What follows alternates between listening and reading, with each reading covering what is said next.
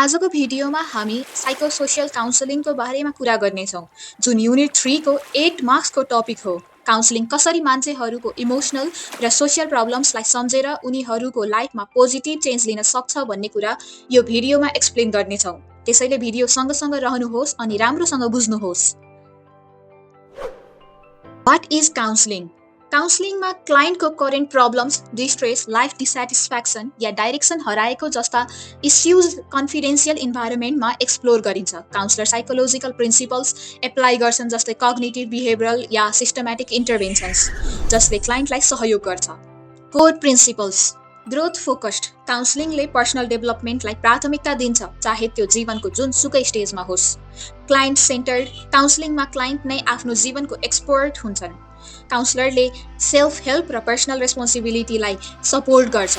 Non directive काउन्सलरले direct counselling versus psychotherapy. Counselling भनेको short term र एडजस्टमेन्ट फोकस हुन्छ।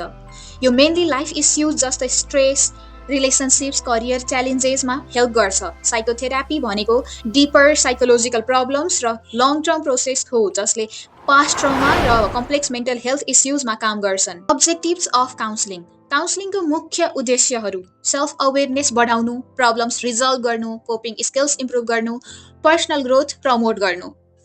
अन्ततः काउन्सलिङ भन्नाले यस्तो सहयोग हो जहाँ तपाईले आफ्नो मनका समस्या, तनाव या जीवनका च्यालेन्जेस बारेमा खुला रूपमा कुरा गर्न सक्नुहुन्छ। नेचर अफ काउन्सलिङ पहिलो कुरो हो स्कोप। यो काउन्सलिङको रेन्ज धेरै ब्रोड छ। कसैलाई त छिटो हेल्प गर्न पर्छ, जस्तो वर्कसप्सहरू जहाँ ब्रिफ इन्टरभेन्सन हुन्छ, अनि केही मान्छेहरूलाई लङ टर्म थेरापीको जरुरत पनि पर्छ। अनि यो काउन्सलिङले डेभलपमेन्टल टास्कहरूलाई पनि एड्रेस गर्छ, जस्तो कि रिलेसनसिपको समस्या, एजिङ प्रोसेस जस्ता कुराहरू। त्यसै गरी सिचुएसनल क्राइसिस पनि समेट्छ, जस्तो कि जब लस जस्ता अनएक्सपेक्टेड प्रब्लम्समा काउन्सलिङ मद्दत गर्छ। अब कुरा गर्नेछौँ प्रोसेसको। यो प्रोसेस कोल्याबोरेटिभ हुन्छ, जसले काउन्सलर र क्लाइन्ट बीच म्युचुअल इन्फ्लुएन्स हुन्छ। दुईजना मिलेर कुरा गर्ने, सुन्ने र सम्झन पर्छ। यो स्किल बेस्ड पनि हो, जसले एक्टिभ लिसनिङ, रिफ्लेक्सन र समराइजेसनमा फोकस गर्छ। अनि सबैभन्दा बढी इम्पोर्टेन्ट कुरा, यो रिलेसनसिप ड्रिभन हुन्छ, जसमा ट्रस्ट, इम्प्याथी र नन पोसेसिभ वार्म्स र भूमिका धेरै इम्पोर्टेन्ट हुन्छ। काउन्सलिङ कसरी हुन्छ भन्ने कुरामा यो इन्डिभिजुअल, ग्रुप र फ्यामिली फर्माटमा हुन सक्छ। मतलब कुनै मान्छेको एक्लोमा हेल्प गर्न पनि सकिन्छ, त्यसपछि ग्रुपमा जहाँ धेरै मान्छेहरूसँग मिलेर कुरा गरिन्छ, अनि फ्यामिलीसँग पनि काउन्सलिङ गर्न सकिन्छ, जसको थ्रु फ्यामिलीको समस्याहरू समाधान गर्न मद्दत मिल्छ। यो काउन्सलिङ प्राइमेरीली नन मेडिकल हो, मतलब यो मेडिकल ट्रिटमेन्ट जस्तो होइन, तर यसको उपयोग भल्नरेबल पपुलेसन्समा पनि गरिन्छ, जस्तो कि धेरै समस्या भए मान्छेहरू जसको मेन्टल र सोसियल सपोर्टको जरुरत छ। त्यसैले साइकोसोसियल काउन्सलिङको सेटिङ्सलाई यस्तो बुझ्नुपर्छ, डिफ्रेन्ट फर्मेटमा हुन सक्छ। नेचर अफ काउन्सलिङको key types. Number 1 supportive and empathetic. सबैभन्दा पहिले काउन्सलिङमा सपोर्टिभ र इम्प्याथेटिक इन्भाइरोमेन्ट हुन्छ। मतलब यहाँ क्लाइन्टलाई जजमेन्ट बिना सुन्छौ, उनको भावना बुझ्न खोज्छौ। सेफ स्पेस हुन्छ जहाँ क्लाइन्ट आफैलाई खुला गर्न सक्छ। 2 goal oriented. Counselling goal oriented पनि हुन्छ। काउन्सलर र क्लाइन्ट मिलेर के चाहिन्छ भनेर गोल सेट गर्छन् र त्यसै अनुसार स्ट्रक्चर्ड प्रोसेस फलो गर्छन्। यो प्रोसेस क्लाइन्टको निड्समा फलो गर्छ। Number 3 client centred. काउन्सलिङमा क्लाइन्ट नै एक्सपर्ट हुन्छ आफ्नो लाइफको, त्यसैले क्लाइन्ट सेन्टर्ड एप्रोच हुन्छ, जसले रेस्पेक्ट गर्छ क्लाइन्टको एटोनोमीलाई। काउन्सलरले गाइडेन्स दिन्छ, तर डिसिजन क्लाइन्टले नै गर्छ। 4 कन्फिडेन्सियालिटी। सबै कुरा कन्फिडेन्सियल हुन्छ। प्राइभेसीको एस्योरेन्स हुन्छ र काउन्सलरको इथिकल अब्लिगेसन हुन्छ क्लाइन्टको सिक्रेट्स राख्न, यसले ट्रस्ट बिल्ड गर्छ। 5 इन्साइट एन्ड सेल्फ अवेरनेस। काउन्सलिङले सेल्फ एक्सप्लोरेसन इन्करेज गर्छ। क्लाइन्टले आफ्नैको थट्स, बिहेभियर्स बुझ्न थाल्छ, जसले सेल्फ अवेरनेस बढाउँछ। 6 effective communication. 7 coping and resilience. काउन्सलिङले स्ट्रेस म्यानेजमेन्ट र कोपिङ स्किल्स सिकाउँछ। एडाप्टिभ स्ट्राटेजिज डेभलप गरेर क्लाइन्टलाई स्ट्रङ बनाउँछ। 8 इथिकल प्र्याक्टिस। काउन्सलिङमा प्रोफेसनल बाउन्ड्रिज मेन्टेन गरिन्छ, इन्फर्म्ड कन्सेन्ट लिन्छ र डिस्क्रिमिनेसन हुँदैन।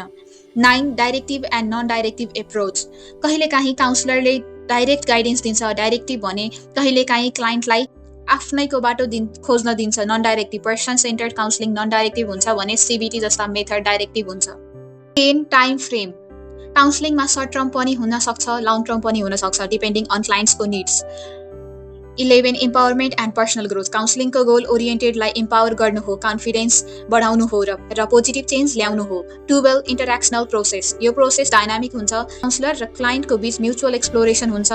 13 मोटिभेसनल प्रोसेस काउन्सिलिङमा क्लाइन्टको इन्ट्रेन्सिक मोटिभेसन बढाउन सहयोग गरिन्छ जसले एनेबल चेन्ज ल्याउँछ।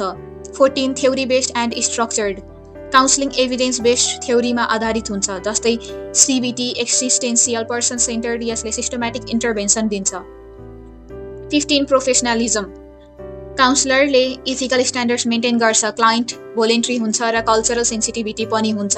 16 डिस्टिङसन फ्रम गाइडेन्स र काउन्सिलिङ फरक हुन्छ। गाइडेन्स एकतर्फी हुन्छ जहाँ काउन्सलरले एडभाइस दिन्छ, तर काउन्सिलिङ दुईतर्फी थेराप्युटिक प्रोसेस हो जहाँ क्लाइन्ट र काउन्सलर दुवैले एक्टिभ रोल खेल्छ। Goals of counselling number 1 self awareness सबैभन्दा पहिले काउन्सिलिङले तपाईँलाई आफ्नो थट्स, इमोसन र बिहेभियर बुझ्न मद्दत गर्छ, किनकि जब हामी आफैलाई बुझ्न थाल्छौँ तब मात्र राम्रो चेन्ज गर्न सकिन्छ। 2 सेल्फ एक्सेप्टेन्स काउन्सिलिङमा तपाईँलाई आफैलाई एक्सेप्ट गर्न सकिन्छ जस्तो तपाईँ हुनुहुन्छ त्यस्तै।